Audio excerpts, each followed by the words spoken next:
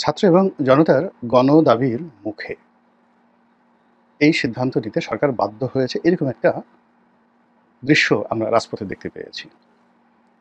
ছাত্র জনতা বলতে এনসিপি এবং জামাত ইসলামী, তাদের কর্মী এবং সমর্থক, তার সঙ্গে সঙ্গে অন্যান্য তাদেরকে যারা সমর্থন করেন, রাজনৈতিক দল মত যারা আছেন, তারা অনেকেই প্রথমে যমুনাতে সেই শুক্রবার দিন তারা সমাবেশ করে যমুনার সামনে, ডক্টর ইউনূসের বাসার সামনে তারা তাদের দাবি জানাতে থাকে এবং সেখান থেকে তারা আবার শাহবাগের দিকে চলে যায়। তো যমুনা থেকে যেভাবে তারা শাহবাগের দিকে চলে গিয়েছিল এবং তাদের যে আরেকটি স্থান রয়েছে ঢাকা বিশ্ববিদ্যালয়ের রাজু ভাস্কর্য, সেখান থেকে আবার সম্মিলিত হয়ে বা একত্র হয়ে তারা শাহবাগের বিস্তীর্ণ এলাকা ঘেরাও করে।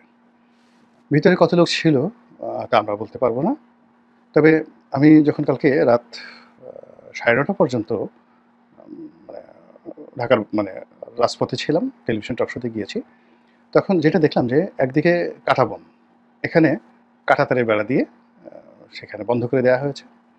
বিশ্ববিদ্যালয়ের ওই এলাকা তো বন্ধ আছেই এবং ওখানে কেউ ঢুকছে না।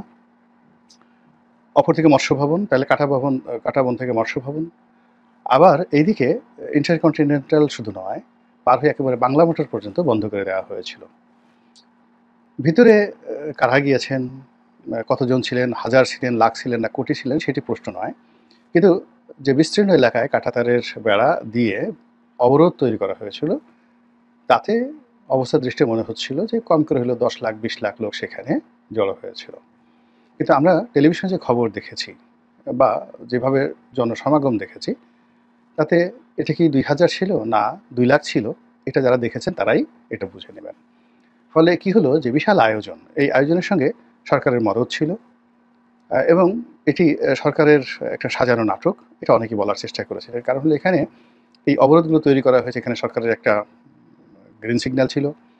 তারপরে যখন যমুনার সামনে ছাত্ররা জনতারা আন্দোলন করার চেষ্টা করলো, তখন সেখান থেকে তাদেরকে পানি খাওয়ানোর জন্য, তাদের উপর ঠান্ডা পানির ছিটা দেওয়ার জন্য সিটি কর্পোরেশনের যে মেহমানদারি, এটি এই বাংলাদেশে নজিরবিহীন ঘটনা।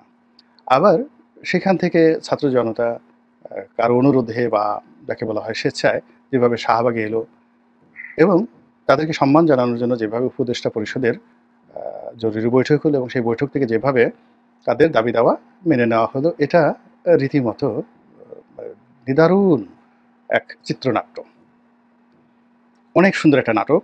কিন্তু জনগণ এই নাটক বুঝে গেছে যে এখানে কে লিখেছে, কারা লিখেছে বা কিভাবে এটা অভিনীত হয়েছে, এটাই হলো বাস্তবতা। যাই হোক, এখন কাগজে কলমে আওয়ামী লীগ নিষিদ্ধ, যারা আওয়ামী বিরোধী লোকজন তাদের উল্লসিত হওয়ার কথা, কিন্তু উল্লাসটা হচ্ছে না এবং এটা হবেও না। উল্লাস হবে আওয়ামী লীগের মধ্যে এবং সেটা হচ্ছে। এর কারণ হলো, যখন বিগত দিনে 1/11 এসেছিল, সেই 1/11 সময়টিতেও জাতীয় পার্টি এবং জামাত সুবিধাজনক অবস্থানে ছিল এবং লক্ষ্য করুন যে এখনও কিন্তু জামাত এবং জাতীয় পার্টি সুবিধাজনক অবস্থায় রয়েছে।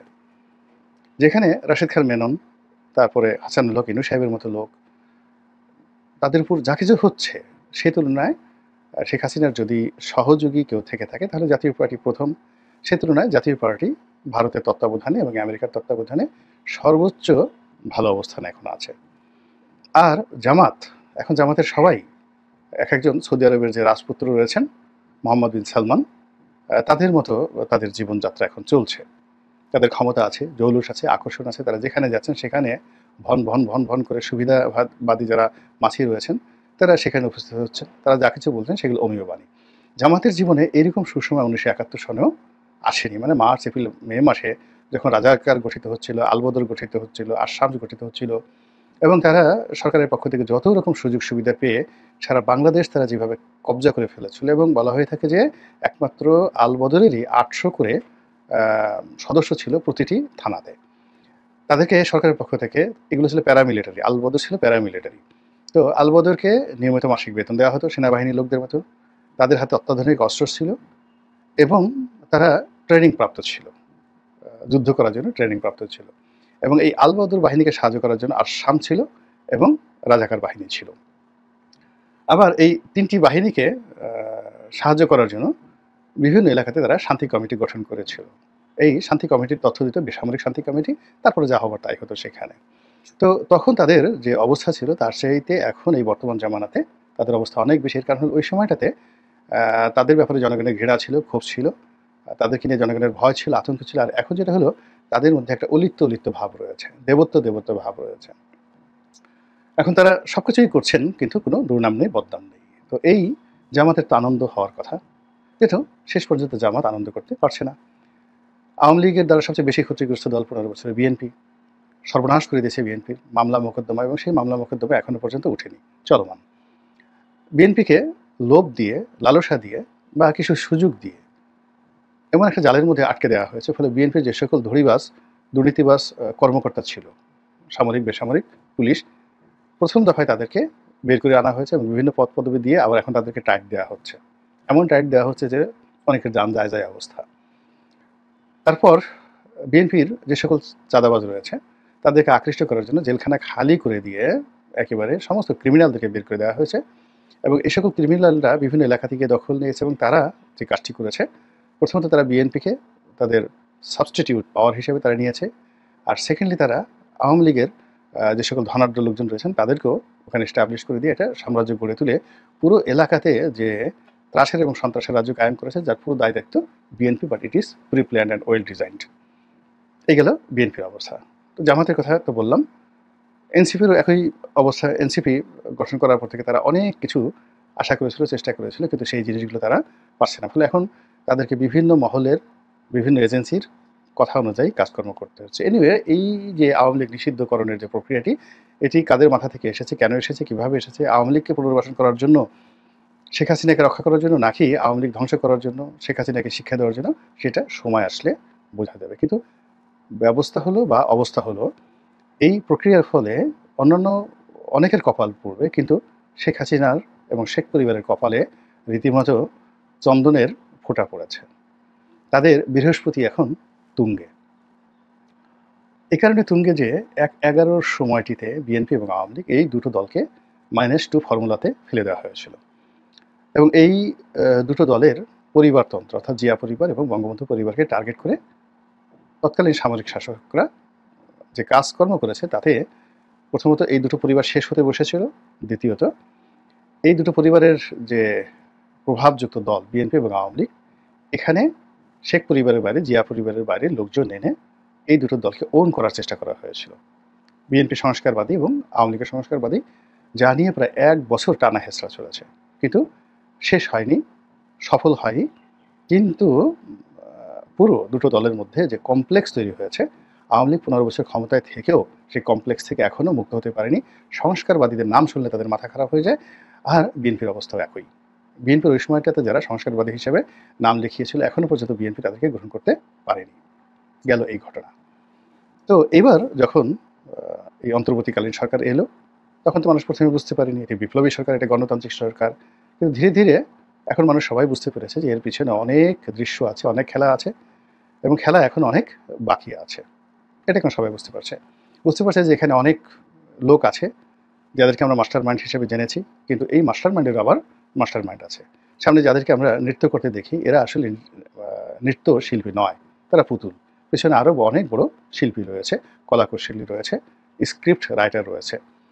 তো এই অবস্থায় আরও একটি 1-11, আরও একটি -2, এই সকল বিষয়ে যে আলাপ আলোচনা হচ্ছিল, এই আলাপ আলোচনায় অতীতের অভিজ্ঞতার কারণে বিএনপি এবং আওয়ামী লীগ দুই দলের মধ্যে কিন্তু একটা ভয় ছিল।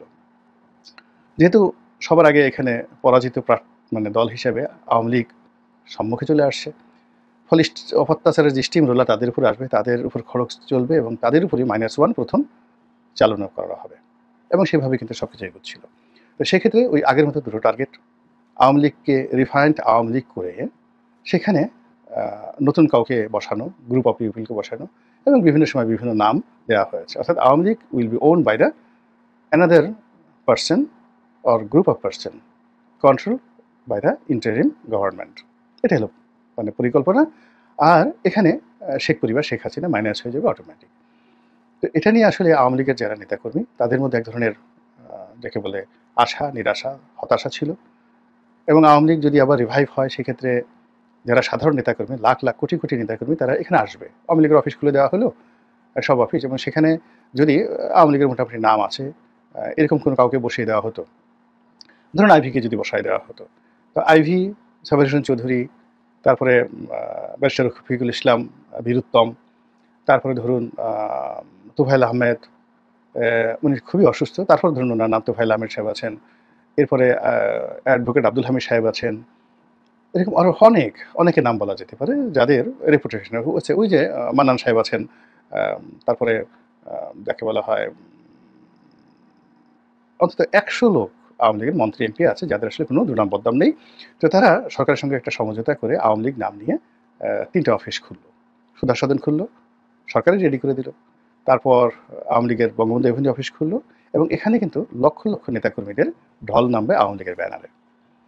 এবং এটা যদি কিছুদিন চলতে দেওয়া হতো এবং তাদেরকে কিছু সুযোগ সুবিধা দেওয়া হতো, তাহলে শেখ পরিবারের নাম এবং মানে আওয়ামী লীগের যে নতুন যে প্রত্যাবর্তন, সেখান থেকে শেখ হাসিনা এবং শেখ পরিবারের নাম স্বয়ংক্রিয়ভাবে মুছে যেত। এটা শেখ হাসিনাকে ভীষণভাবে কিন্তু ভাবিয়ে তুলেছিল।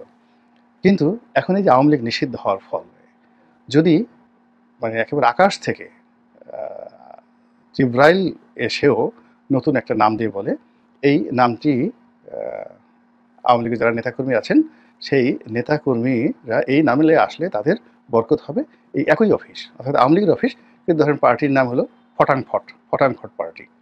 তো ফটাংফট পার্টি আওয়ামী লীগের অফিসে সাইনবোর্ড টানছে, এবং সেখানে আওয়ামী লীগের একটা মশা এবং মাছিও কিন্তু এখন যাবে না।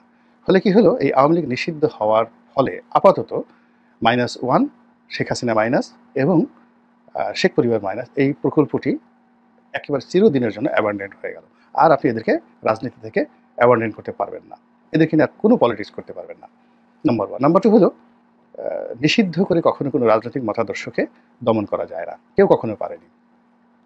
আওয়ামী লীগকে নিষিদ্ধ করে বরং একে আরও শক্তিশালী করা হলো, এদের মধ্যে ক্ষোভ তৈরি করা হলো, এদের মধ্যে ঘৃণা তৈরি করা হলো, এদের মধ্যে প্রতিহিংসা তৈরি করা হলো।